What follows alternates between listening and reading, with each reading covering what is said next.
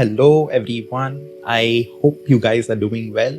It's a beautiful Sunday morning. Skeptics and people with fat egos can feel free to skip this video. There is no room for hate over here. This is something I want to speak from the bottom of my heart. And this is not for views and likes or subscribers. This is something I want to share with everyone possible. When we were primates, our goal was to find food, shelter, and procreate. That is how evolution happened, and that is the truth of it. But today, we are not primates. We have become much more nuanced, and we are touching a lot of subtle aspects. We are discovering our existence, our different sheaths of life. And what I wish to speak today has nothing to do with religion. It is everything to do with spirituality. In our Vedas and their Upanishads, which existed and were given to us thousands of years ago. And compared to that, religion is a very, very recent concept. That time, there was no difference between women and men. Everyone were allowed to learn from the guru under the sky. Everyone was treated equally. They were not so concerned with bodily appearance. They were aware that that is the uppermost layer, our Annamaya Kosh.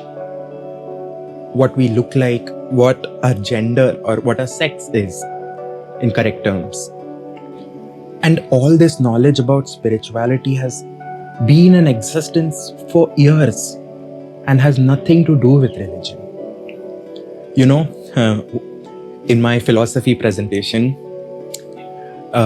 someone said Indian philosophy as Hindu philosophy. And the teacher scolded her so much. First of all, there is no Indian philosophy as such. What we learn is a part of Sanatana Dharma. That is the knowledge of everything. India was not even in existence as a construct, as a particular country that time. So that was not Indian philosophy, far apart from Hindu. There is no religion when it comes to Sanatana Dharma. It is completely spiritual in nature. As we have evolved, we have lost our touch with our innermost self. We have become so much more superficial. We have become attached to the construct of religion about who should we marry, what sex is compatible with what sex. That time, all of this wasn't there. It was everyone approached everyone with a spiritual nature. There are 5 sheaths of existence. Our Annamaya Kosha, which is our physical body. Pranamaya Kosha, our energy body, which when we die, we leave our Annamaya.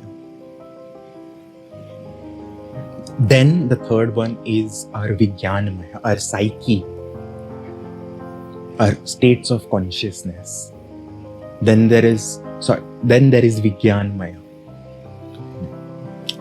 The third one was Manomaya. Then there is Vijnanamaya, our wisdom, our intuitive, the specific word our philosophy teacher used was supra-rational knowledge, our intuition. And then the last one is our Anandamaya, the bliss, our truest nature. We have lost touch with all of these and we are only focusing on our physical matter these days. We have become so much nuanced, and yet we are so detached from something that we should actually look into, and we are attached to so many worldly matters. People are fighting over who are not allowed to marry. People are fighting over what is wrong and right. How can someone's existence be wrong? So, what I wish to speak today is about spirituality, which is not a perspective.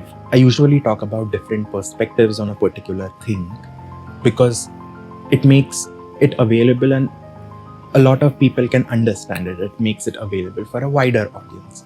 But this is not a perspective. This is the ultimate truth. See, we as a human being, we have both the energies, masculine and feminine, which are nothing but manifestation of the oneness, which comes into existence as duality. And today we associate masculinity and femininity with sex and gender a lot. But in reality, these are two forms of energy. In Indian mythology, we call it Shiva and Shakti.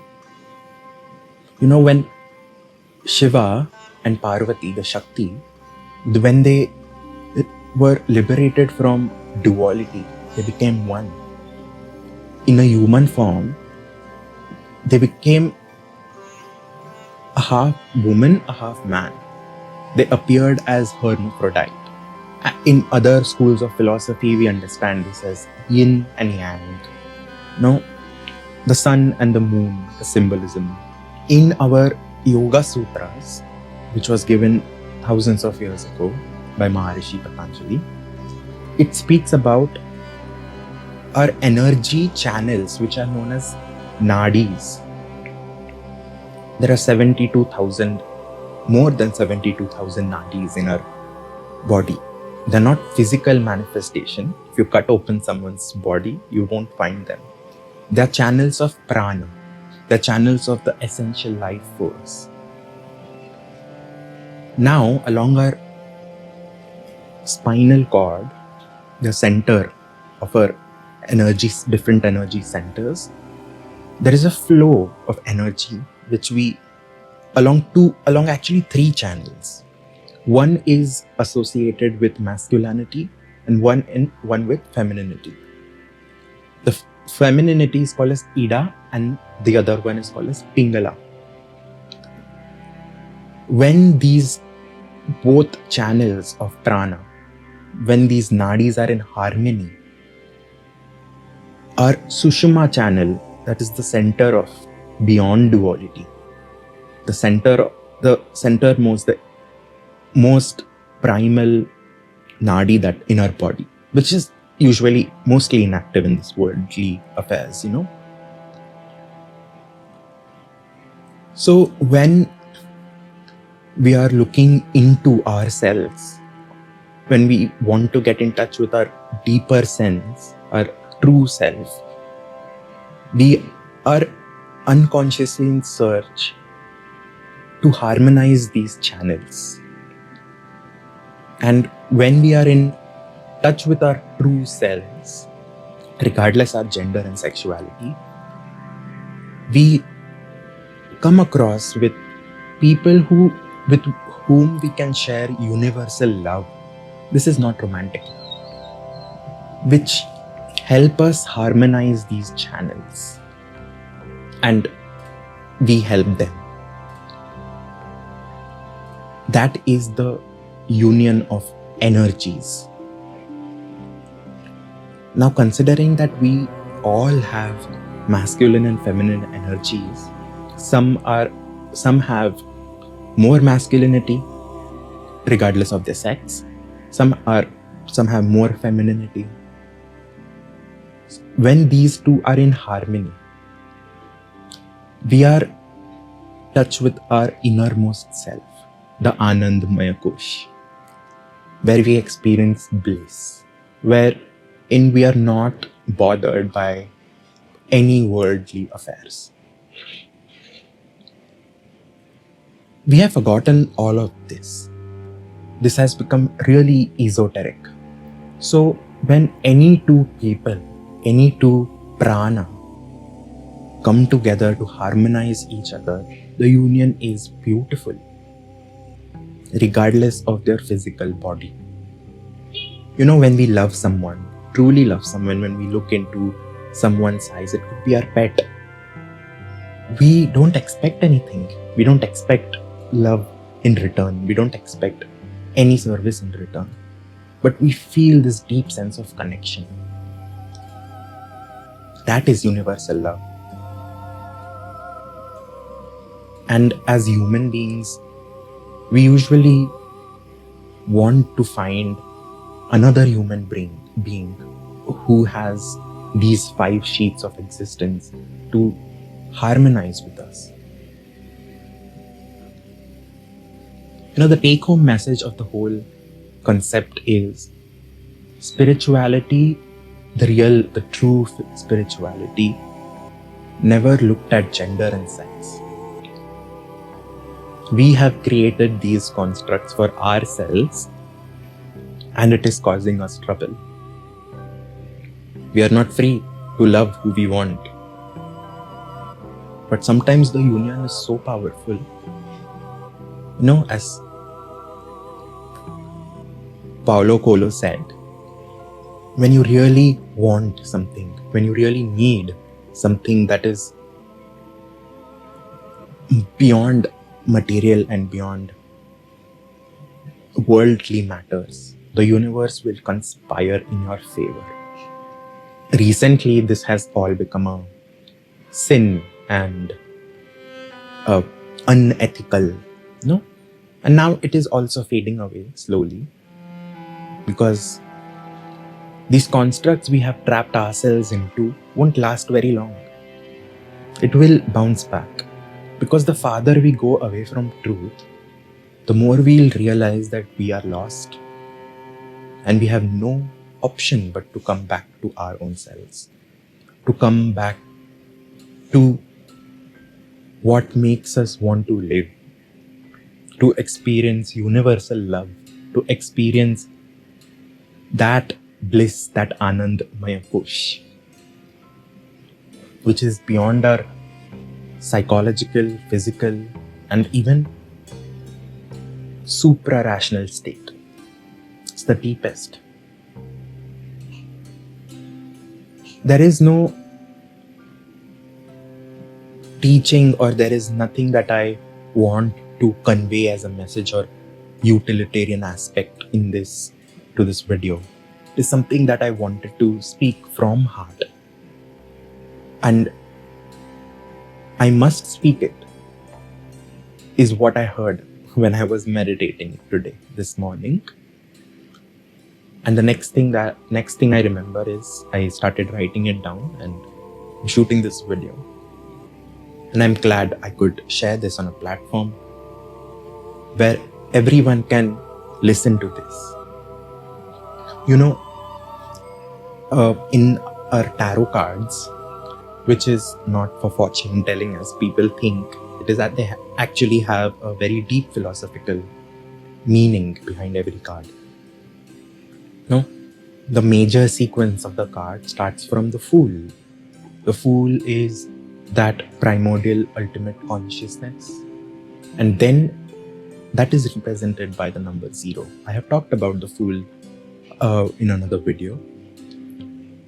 Then comes the 1 and the 2. The 1 being the masculine, the magician, the 2 being the high priestess, the feminine.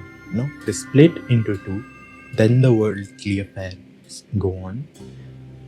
And in the final card, the world, or in some modified tarot cards, it's also called the universe.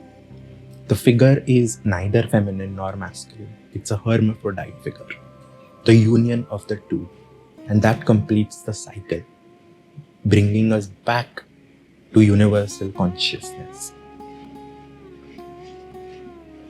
When energies of 2 people are meant to be together, nothing can stop it. Our bodies are only the first superficial layer which we are given. And as we grow up, we are losing our innocence. You should really listen to this song, Return to Innocence by Enigma. It's beautiful. You know what we are making a big fuss about in this world is just we are just chasing our own tails without even realizing. Illusion, Maya. I don't want to sound like a Baba, but this is what it is. You know, in the figure Om, there are like three curves: the conscious, the unconscious, and the supraconscious. And there is this Chandra, what we call as, and there is this Bindu. That Bindu is understood as the ultimate consciousness, the bliss, the Anandmaya Kosh of our existence. And the Chandra obstructs that Bindu from the three semicircles of the Om. What is that obstruction? That is Maya, illusion. The more we get lost in illusion, the more we are drifting away from true love, not the romantic kind of love, the true love. This was something I wanted to share from the bottom of my heart, and why not? With that, I will end today's video. Have a beautiful day ahead. All my love. Bye.